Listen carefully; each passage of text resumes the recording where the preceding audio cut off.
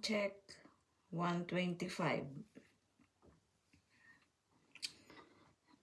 Sinalin ko si brown rice para ilagay ko sa fridge.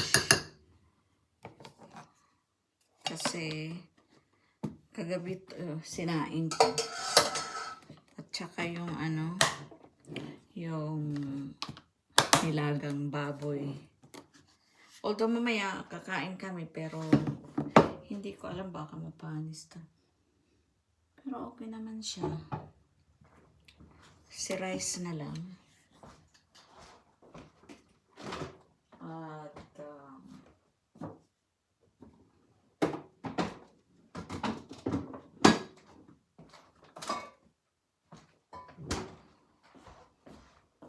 mag-aano na lang ako, maghuhugas ako ng pinggan dahil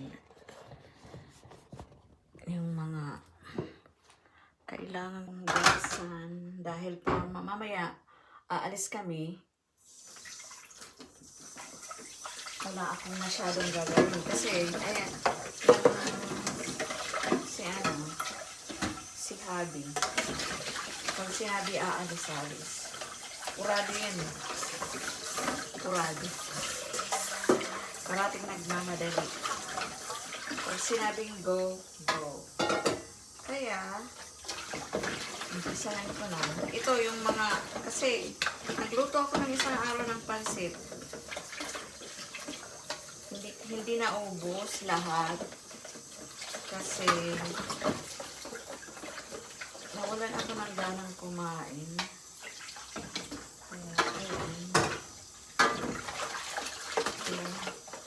Kailangan ito ginagawa, mainit muna yung ginagawa ko bago sa sabunan kasi manipika siya, so kailangan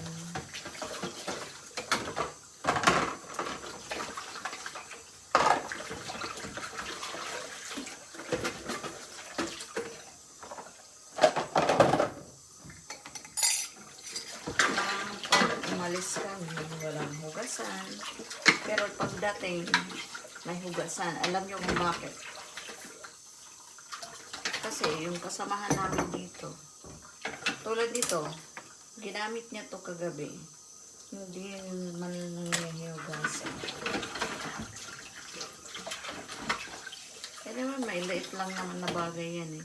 Pero, para sa akin, be responsible ba sa sarili mo?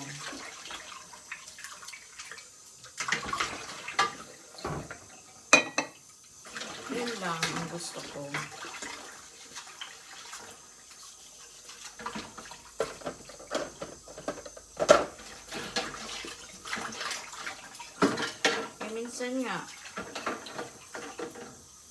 Minsan si Habi ang nauuna. Makikita niya ang daming hugasan. Hindi naman ako. Alam naman niya kung ako hindi ako nag-iiwan ng hugasan. Ang ginagawa, sabi ko nga sa kanya, hayaan mo, iwanan mo yan. Ayaw niya. Ayaw niya ng makalat eh. Kaya, hinuhugasan. So, parati na lang ganyan. Hindi niya kumakain sa lamisa, hindi man lang pinupunasan.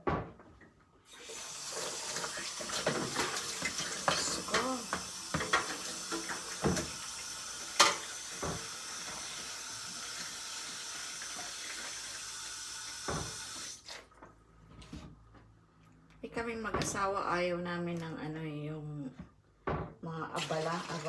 So, gagawin namin na lang. Pero ako, minsan, hindi mo maiwasan magre-reklamo ka kasi araw-araw na lang naman yan eh. Diba? Kahit kayo, diba, pangit tingnan. Dalaga ka. Hindi ka responsible sa sarili mo.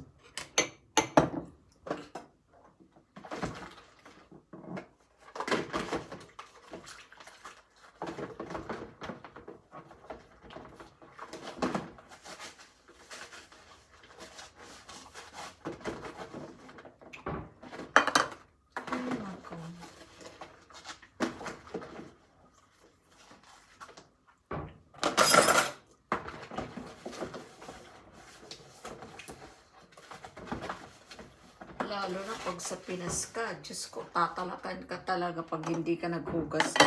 Iwanan mo lang yun dyan. Pag sa Pinas yun na attitude, tatalakan ka talaga.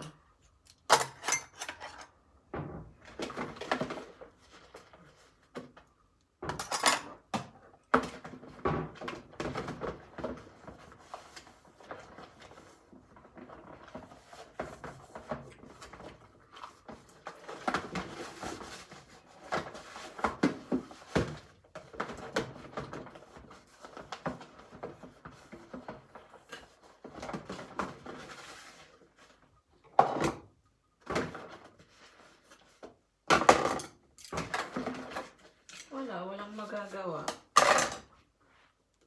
Anuhan na lang natin.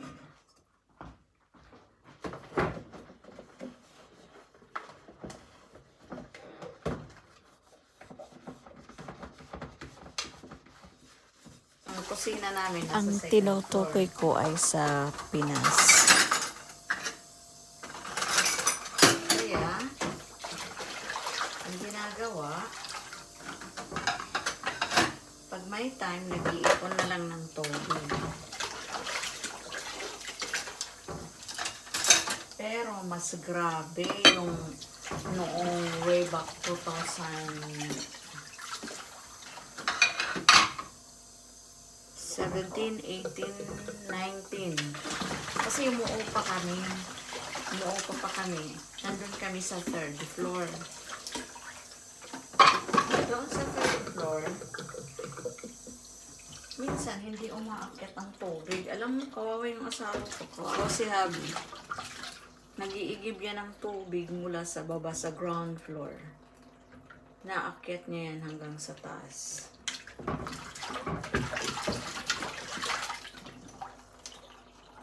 Tapos pinupuno niya yung drum. Minsan napapangiwi na lang yan. Ngiwi.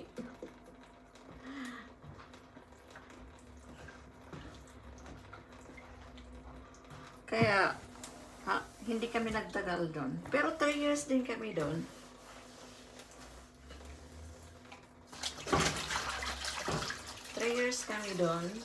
Pero naman yung last year namin, instead of 6,000, tapos tinaasan pa kami. Diyos ko. Tinaasan kami ng 1,000, so naging 7.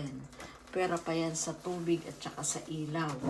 So more or less, ang binabayaran namin lahat, pumapatak ng, mahigit ko mo lang is 10,000 a month.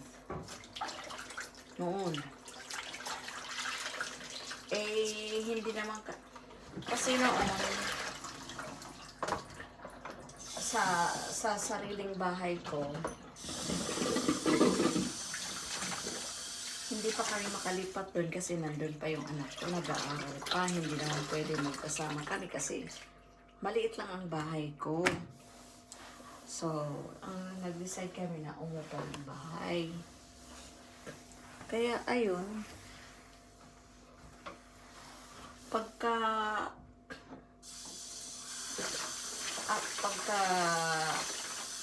mga around ng July, 2019,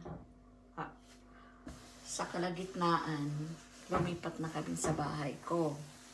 Doon, ayun.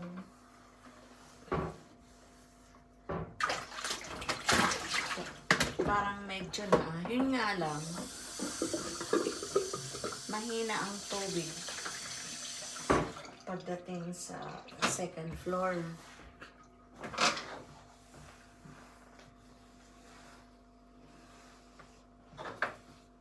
Pero hindi si Habi nag-iigib. Kasi hinihintay na lang yung, kasi mga around tanghali, okay na yung tubig. Tumalakas na. Pero yung sa ngayon, dahil hindi ko alam kung anong sistema ng water system doon. humina ang ano namin, tubig.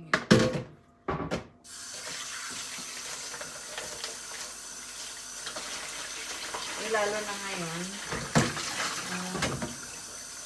bago na ang system nila, talagang mahina.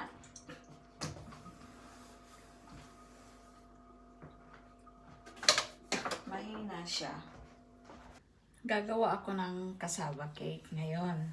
Papakita ko sa inyo kasi nung una, isinend ko lang yung recipe. So, pakita ko sa inyo ngayon yung actual kung paano ko ginagawa. Simple lang ito. Napakasimple, madaling matandaan at madali kang makakagawa ng cassava cake. Ang gamitin nyo, Coco Mama. Ito. 1 cup nito. So,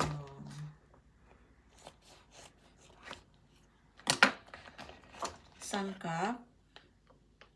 Yan. 1 cup. Lagay natin. Yan. Then, 2 itlog.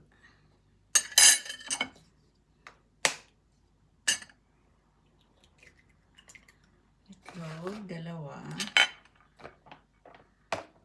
Tapos,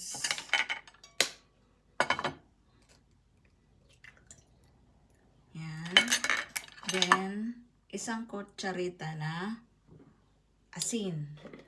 Kung sa inyo, kasi dito, ginagamit namin Himalayan salt. So, dyan, pwede yung sa iodized salt. Pwede yan. 1 ganyan lang. Yan. Parehas lang yan. Tapos, ilagay natin si butter.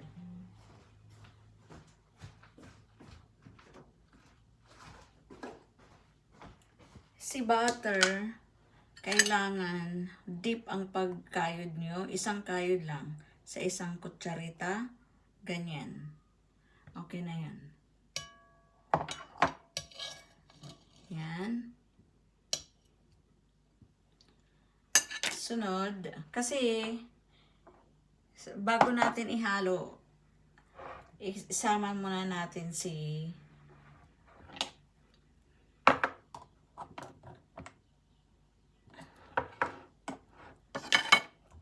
condensed milk.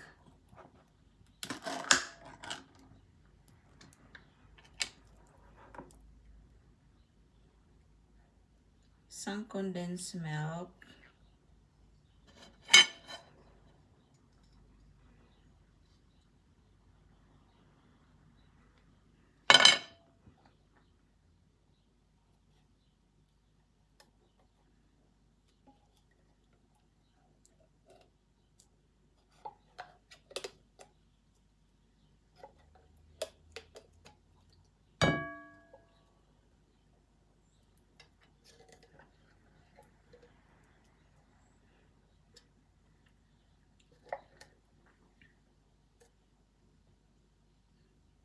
Isa lang siya.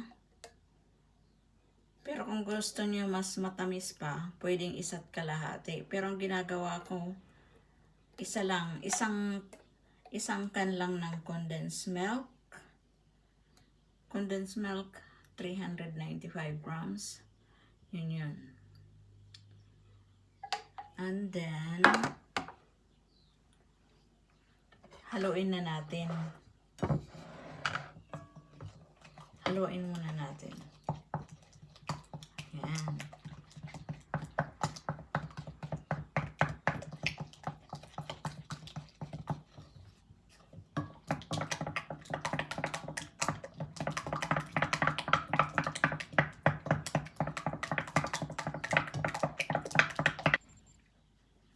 So, lagyan natin ng kalahating cup.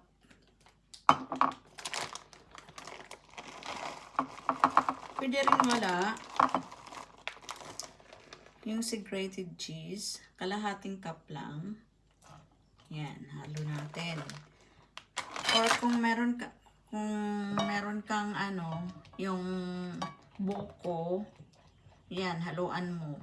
Si buko naman, ilagay mo, pwedeng 1 cup or kalahati, pwede rin. Tapos ngayon, ilalagay na natin ito. Si 400, ilang grams ba to? 454 grams. I-ano nyo na lang, pag wala kayong ganito, kakayurin nyo pa. Basta 450 grams. Pero kailangan pigaan nyo yun. Hindi naman yung as in, at least may natira kayo na, basta napigaan nyo ng konti. Okay na yan. Huwag lang yung masyadong pigang-piga kasi magdadry si cassava. So, ayan. Yung natural lang. Ayan. So, ilagay na natin. Ay, shit. Tama, may ano pa.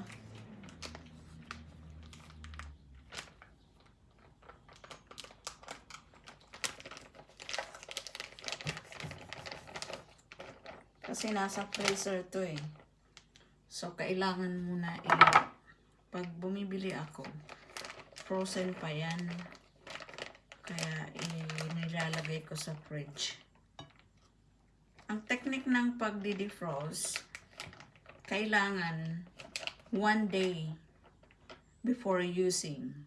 Ilagay mo sa ref para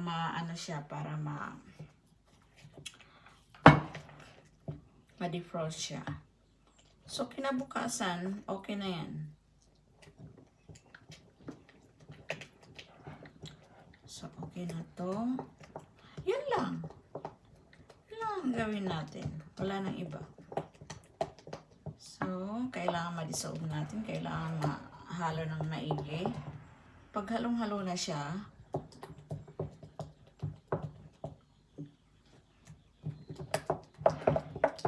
yan lang.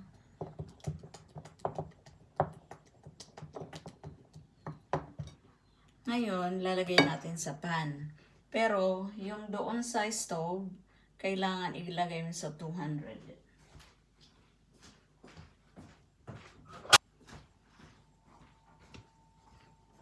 Dahil ang baking pan ko wala siya.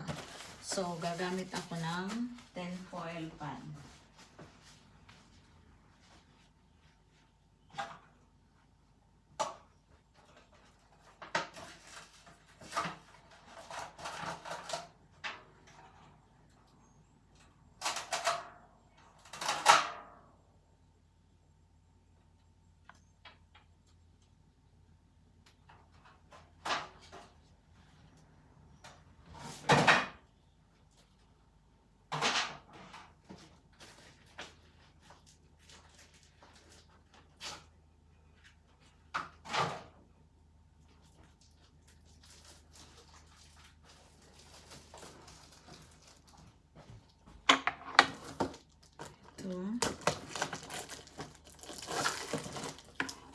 Pwede sa 8x10. Ito, ano to eh.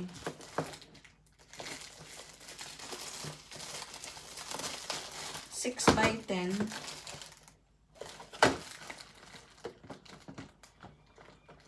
Ang ipinagkaganda dito, merong takip.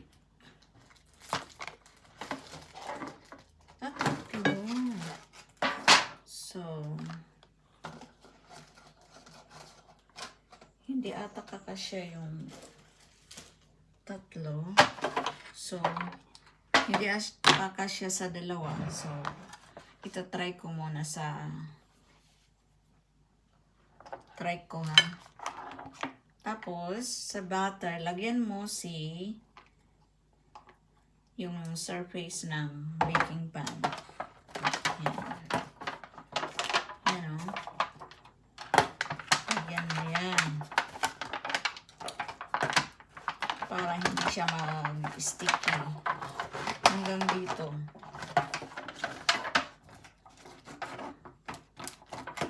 Ayan.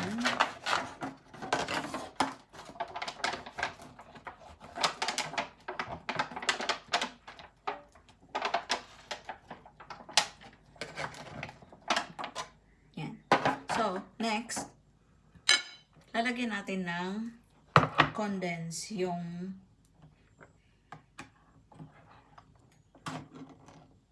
yan. Lalagyan natin. Saka, tama-tama lang. Yan. Para yung pag kinakain mo siya, yung bang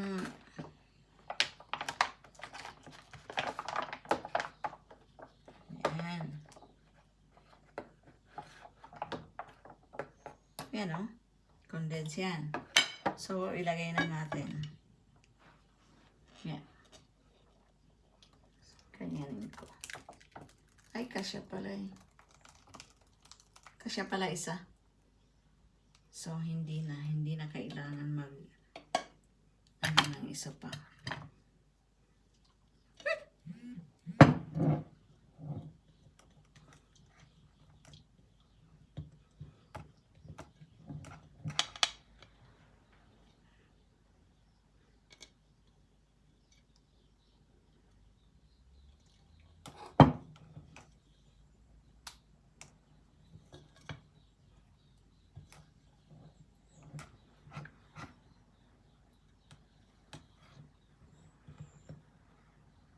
Ayan. So, it's time na ilagay na natin sa ilalagay na natin sa oven.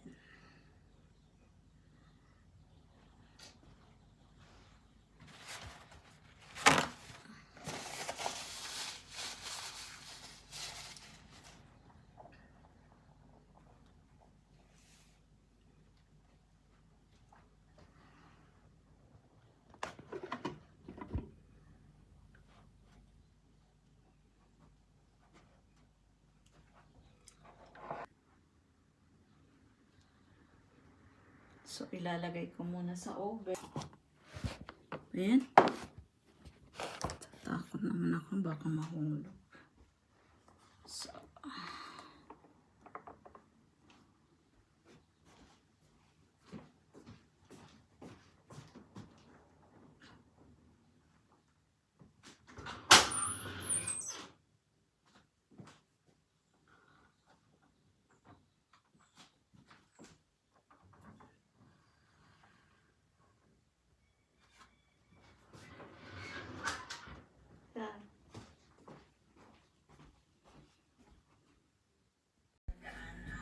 ayan, ilalagay ko na si condense. Lagay natin dito. Ayan.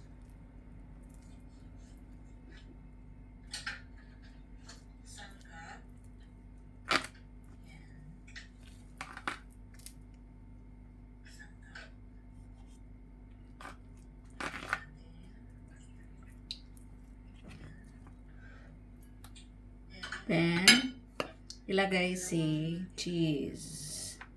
Lagay natin si cheese. Up.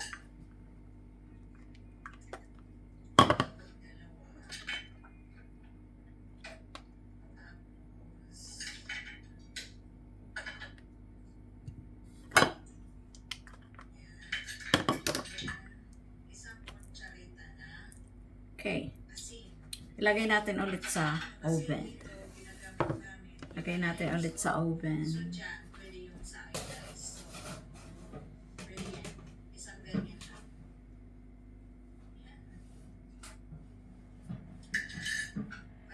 There you go.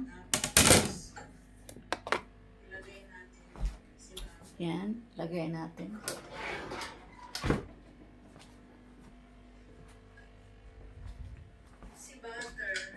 Tayo na.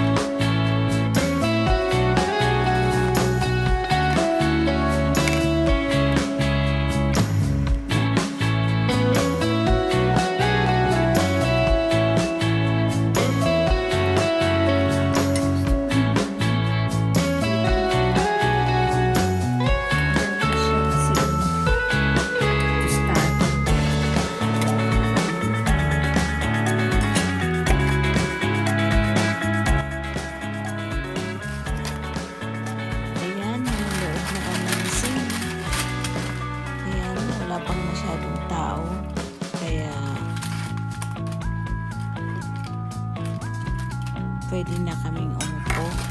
Nasa gilid kami. Nasa taas. Kaya samahan niyo kami.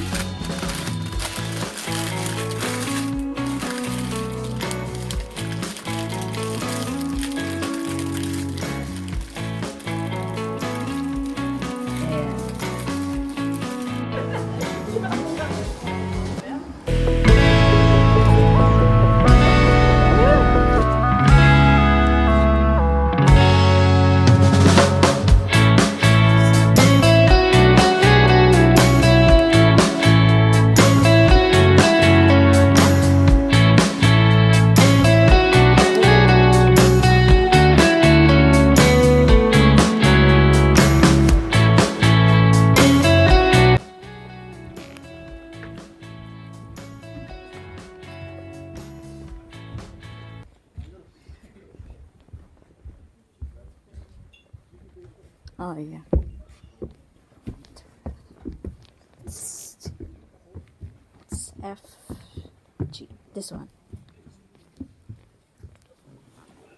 It's good. This one here.